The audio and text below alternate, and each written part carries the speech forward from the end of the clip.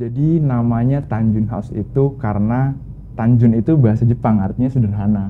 Oh, bahasa Jepang. Emang ada keturunan Jepang? Nggak ada sih. Oh, enggak. Aku suka dengan culture Jepang dan I makanya ada see. bonsai di rumah gitu. Pantesan rumahnya tuh kayak minimalis nature gitu ya, kayak nature tapi rapih banget kayak di Jepang kan rumahnya kebanyakan kayak gitu ya.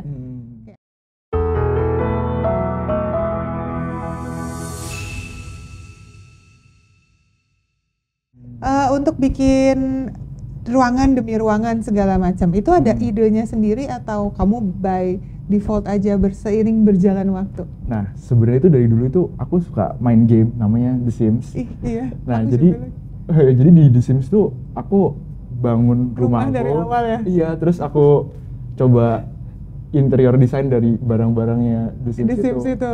Jadi supaya ada bayangan deh, soalnya kan aku ngisi rumah itu nyicil, Kak. Iya. Karena aku nggak langsung kayak dananya kan terbatas. Begitu. I see, wow, keren banget. Jadi dari game, tapi ada manfaatnya. Jadi bikin rumah.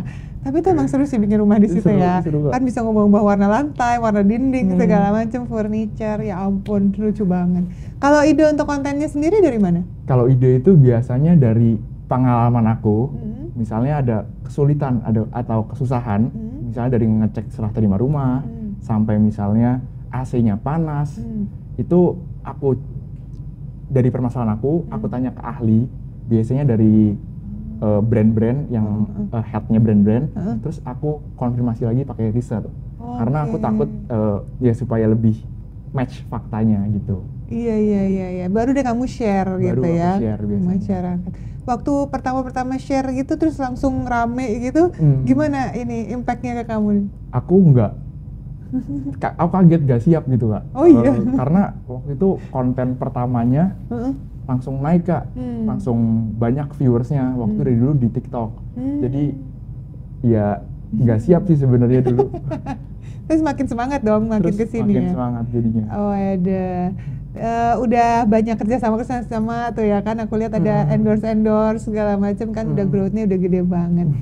Termasuk salah satunya bahas tentang smart home. Betul, Kak. Itu lagi hits banget deh zaman sekarang ya.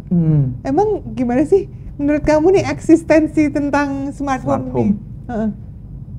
Kalau menurut aku smart home itu nantinya minimal semua pintu perumahan deh itu bakal pakai smart home kalau menurut aku.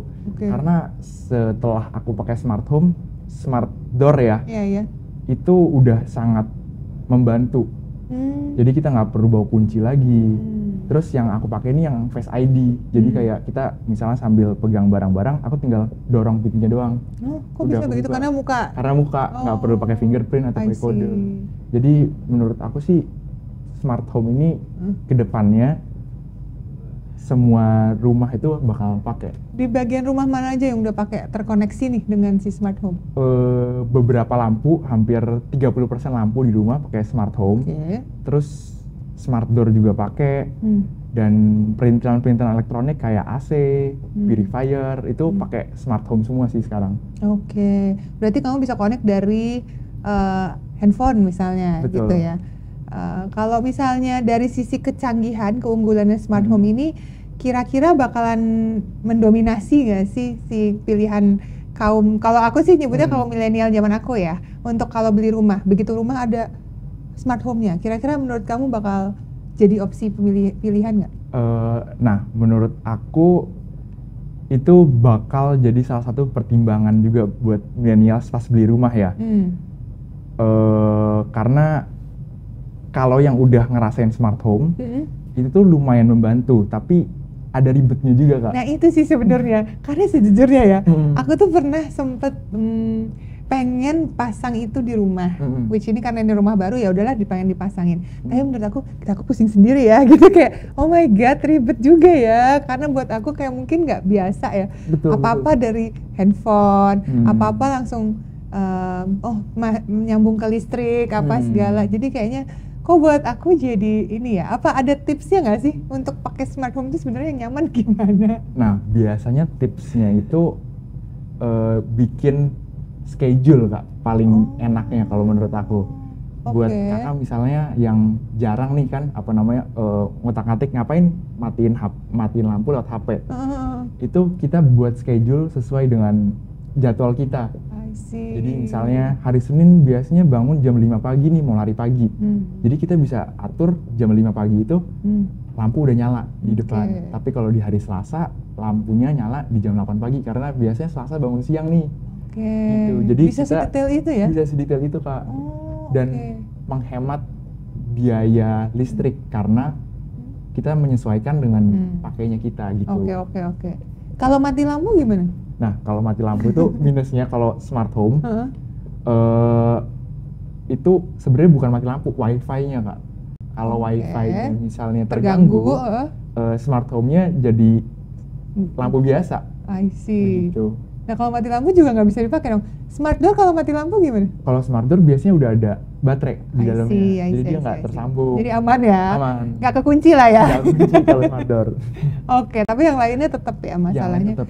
Jadi ada dua hal nih kalau mau punya smart home, kamu harus punya jaringan wifi yang apik, Betul. yang terkoneksi dengan baik sama listriknya yang memadai. Betul. Ya, makanya cari-cari info daya listrik tadi tuh lagi diskon naikin dia berapa, kapan ya kan? Oke, menurut Brian, pandangan kamu nih untuk tren dekorasi rumah di tahun 2024 ini bakalan kayak apa? Menurut aku sih, aku tuh kalau dibilang ngikutin tren, aku tuh kurang suka ngikutin tren rumah. Aku lebih suka yang aku suka aja gitu. Yang kamu suka, yang nyaman. Betul. Buat kamu. Aku nyari yang gak ngebosenin Kak. Jadi kayak misalnya kalau kayu-kayu itu buat aku tuh gak ngebosenin. Kayu-kayu dan misalnya pohon-pohon warna hijau, kayu-kayu yang warnanya tua. Jadi aku lebih memilih untuk warna-warna yang gak ngebosenin. Soalnya kalau misalnya aku ngikutin tren, bisa aja 2 tahun lagi, 3 tahun lagi itu berubah trennya dan aku jadi nggak suka. Gitu. Terus bisa jadi kayak harus ngeluarin biaya lagi untuk dekorasi yang cepet banget pace-nya ini gitu ya. Jadi tips buat teman-teman nih, ya, anak-anak muda yang memulai karirnya, terus juga pengen punya rumah sendiri yang awet gitu kan, rasanya tuh long lasting gitu. Ada nggak tips-tips buat mereka? Kalau menurut aku tipsnya pas serah terima itu sambil nontonin kontennya aku, biar serah terimanya lebih cuan karena minim renovasi jadinya. Terus abis itu kalau misalnya bangun dapur atau bangun warna-warna di rumah, pilih warna yang nggak ngebosenin supaya nggak usah ngikutin tren, tapi lebih ikutin ke diri kita sendiri. Gitu. Oke, thank you so much ya Brian udah mampir ke channel aku. Thank you Kak. Sukses selalu untuk Tanjun House-nya. Semoga nggak terus-terusan Tanjun, pokoknya jadi yang menyenangkan dan biar kamu makin siap untuk nanti berkeluarga. Thank you. Karena ngomong-ngomong FYI Brian ini masih single loh. Aku udah punya pacar. Tapi belum berkeluarga. Baiklah. Ya gitu, baru mau dikenalin nggak ya? Oke, thank you so much. Sukses selalu. Thank you. Sampai jumpa semuanya. Semoga bermanfaat ya. Thank you semuanya.